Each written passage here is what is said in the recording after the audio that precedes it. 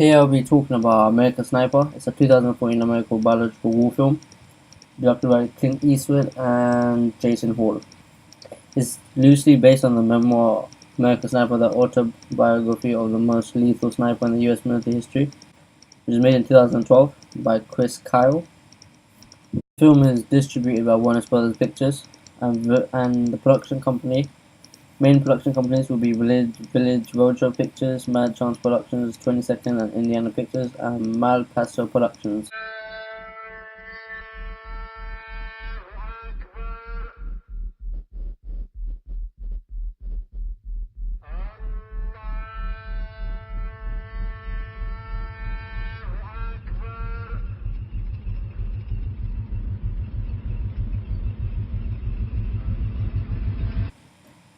As soon as the logos disappear, we see Arabian music, which could suggest some sort of terrorist plot is coming through the narrative, some sort of bombs, suicides, that type of conventions. Normal conventions would be fights, weapons, knives, killings, maybe a sinister plot as well, goodies, baddies, protagonists, antagonists, always having a motive in action films, so that's very conventional.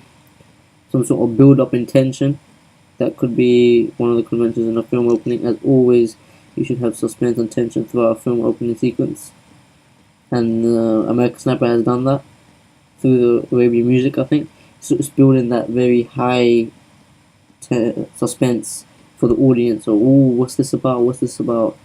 So that's quite unique and quite conventional in films like other films such as Inception, maybe Batman, The Dark Knight, or even another film called I, Robot by Will Smith.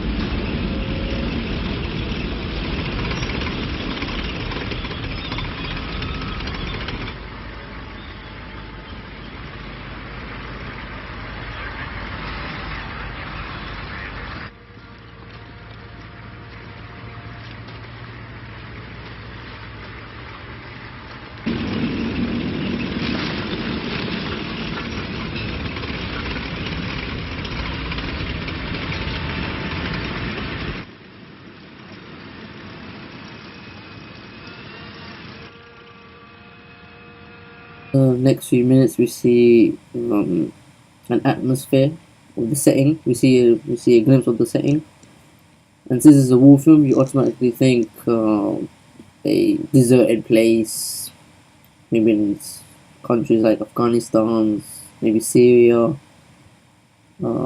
Settings like that would be conventional in films such as a war film.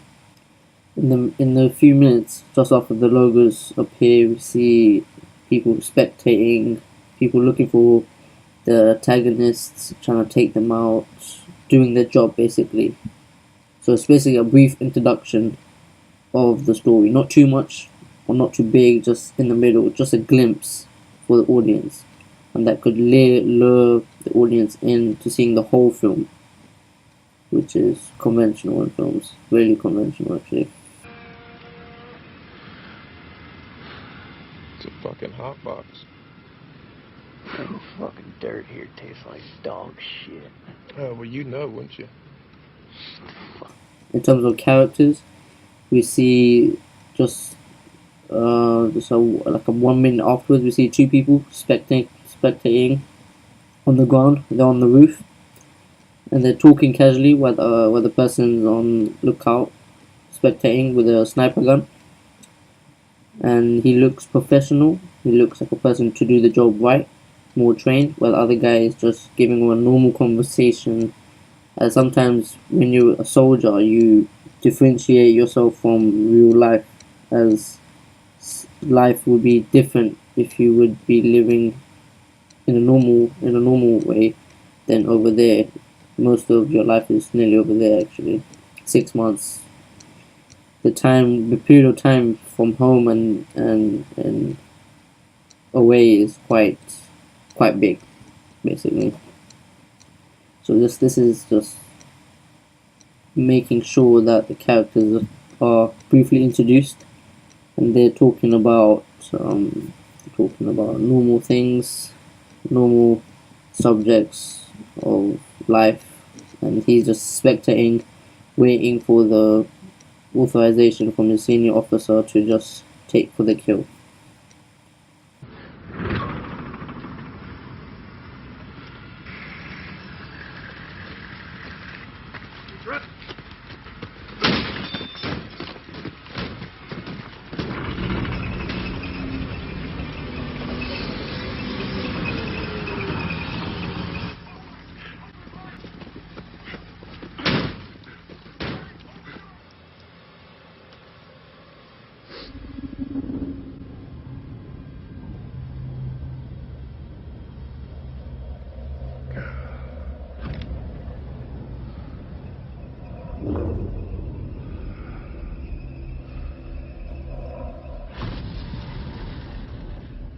In the next few minutes, we see a sequence. The guy is on the roof. He's spectating through the camera.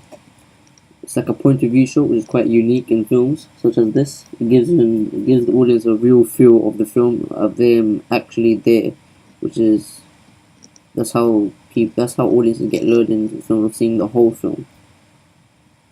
So these kind of shots are very unique and very smart in terms of getting them in the point of view perspective through the character, as the character might be edgy, things like that. I got a military-age male on a cell phone watching the convoy over. You think he's reporting no movement? You have a green light. Your call. Over. Maybe he's just calling his old lady.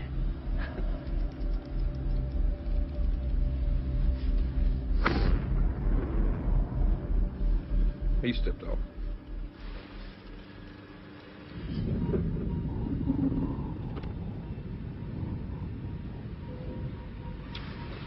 Hold on, I got a woman and a kid 200 yards out, moving towards the convoy.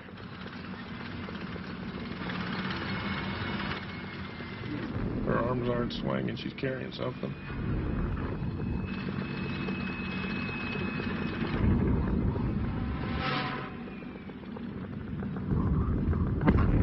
Yeah, she's got a grenade, she's got an RKG Russian grenade. She's saying to the kid. You said woman and a kid? You got eyes on this? Can you confirm? Negative. You know the ROV. Your call. Let me fry you if you're wrong. They send your ass to Leavenworth.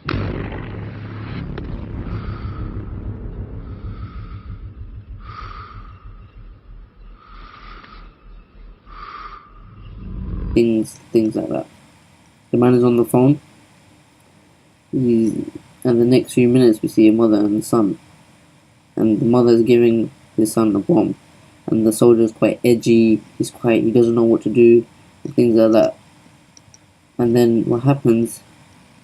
The music, the camera, it gets all serious, and the audience is like, "What's going to happen? What's going to happen? What's going to happen?"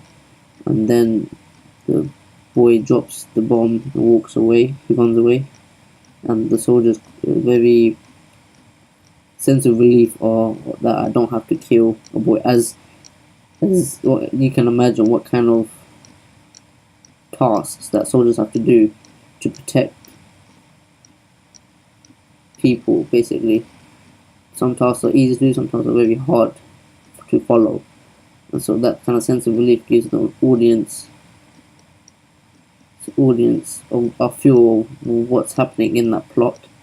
It also gives an overview of the whole film itself. You'll be seeing a lot of type of conventions, such as the one shown just in a few minutes, towards the next few 45 minutes, or the end of the film, basically.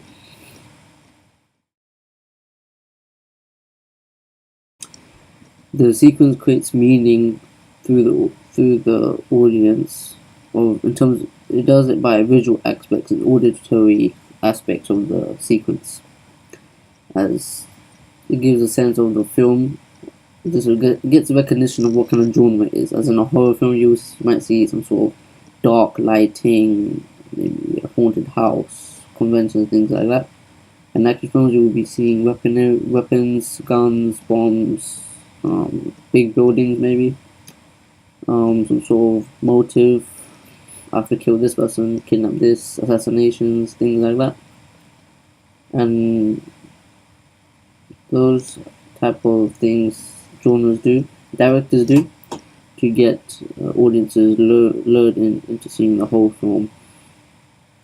It gives an atmosphere, it gives senses of the characters, and things like that. Lastly, upon this film analysis, or brief analysis, I would like to end it with how audiences find the right film to watch in terms of the conventions used in an action film. And in this film, there are a lot of ways to do it in terms of camera shots, editing techniques, or the just recognition of the genre, iconography, and things like that. And then settings makes a big deal in terms of genres. As in horror would be some sort of dark, mystical location, whereas action would be some sort of war kind of locations, like Afghanistan and things like that, as I mentioned before. And lastly, I would like to say that I've enjoyed this analysis. It's given me an in-depth knowledge upon this kind of sequence and how I should tackle this, my own opening sequence, using this information I have researched upon American Sniper. And thanks for watching.